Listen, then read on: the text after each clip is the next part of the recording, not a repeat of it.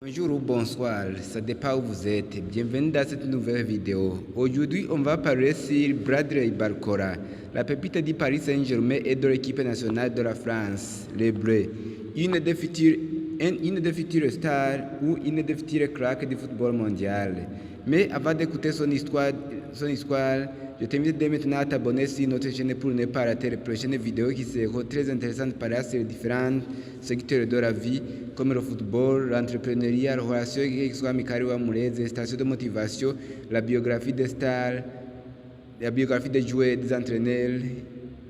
N'oublie pas aussi de laisser j'aime, partage et commenter.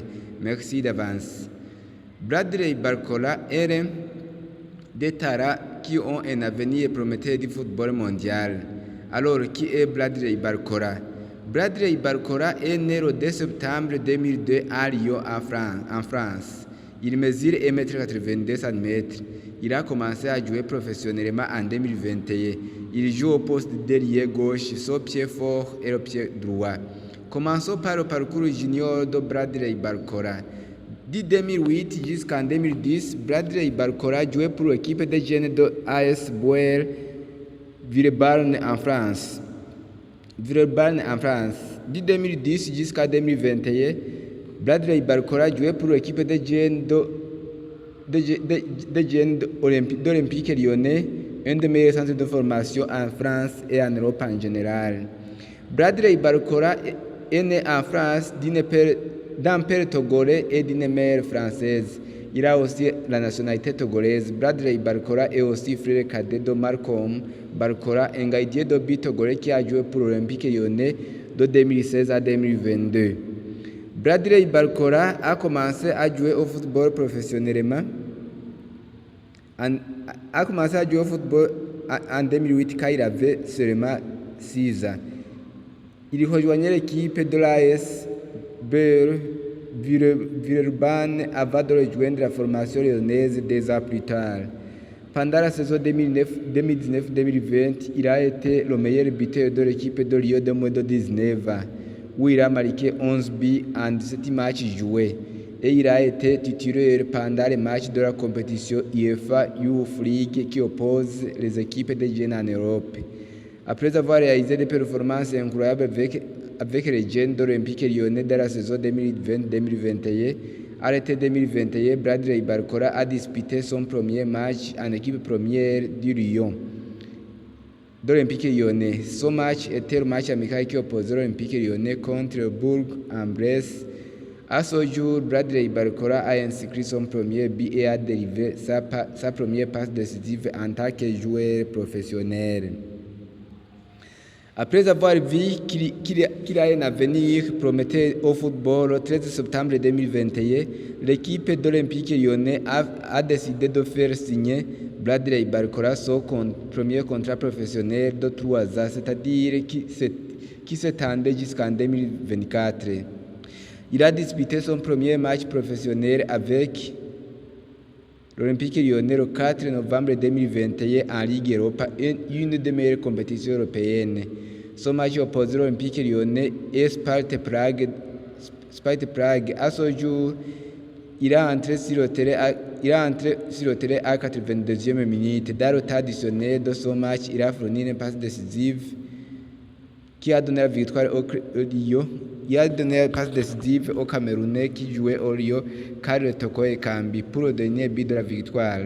Bradley Barcola a été titularisé avec l'Olympique Lyonnais pour la première fois le 1er mai 2022 face à l'Olympique Marseille, un des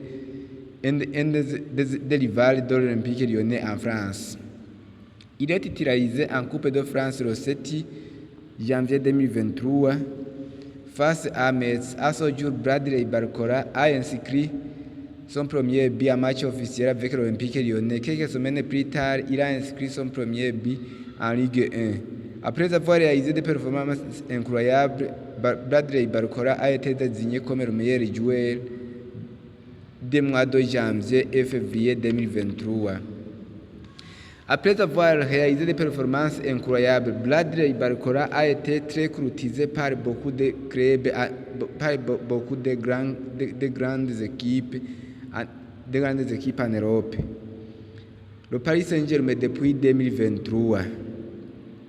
Le 31 août 2023, Bradley Barcola a été transféré au Paris Saint-Germain, le Paris Saint-Germain qui est considéré comme une meilleure équipe en France et l'une des meilleures équipes en Europe.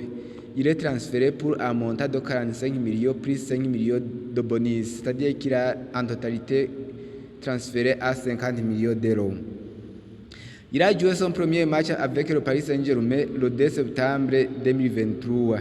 Le 9 décembre 2023, il a inscrit son premier but au PSG face à Nantes. Après avoir réalisé une performance incroyable, il a décroché une place titulaire jusqu'à la fin de la saison 2023-2024. Les performances que Bradley Barcola réalise en son début de la saison 2024-2025 sont convaincantes. Il joue un rôle central et il joue un rôle très indispensable. Depuis le départ du Français Kylian Mbappé au Real Madrid, il est devenu titulaire indiscutable et il réalise des performances énormes. Il a déjà inscrit plus de buts que la saison 2023-2024. Le PSG espère que Bradley Barcola va essayer de combler le vide laissé par le Français et l'agent du Paris Saint-Germain Kylian Mbappé. Bradley Barcola en équipe nationale de la France. Bradley Barcola a commencé à jouer pour l'équipe nationale de la France dès moins de 18 ans, c'était en 2020.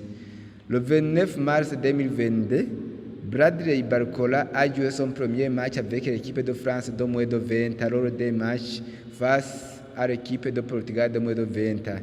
À ce jour, Bradley Barcola a entré à la 74e minute de jeu. En 2023, Bradley Barcola a joué avec les équipes d'Espoir Héros 2023 où il a inscrit 2 buts pendant cette compétition. Le 3 juillet 2024, la légende française Thierry Henry était le sélectionneur de l'équipe de France de l'Espoir et a sélectionné Bradley Barcola parmi les 25 joueurs qui ont disputé les Jeux Olympiques qui se sont déroulés à Paris. Après avoir été titulaire au Paris Saint-Germain, il a réalisé des performances incroyables.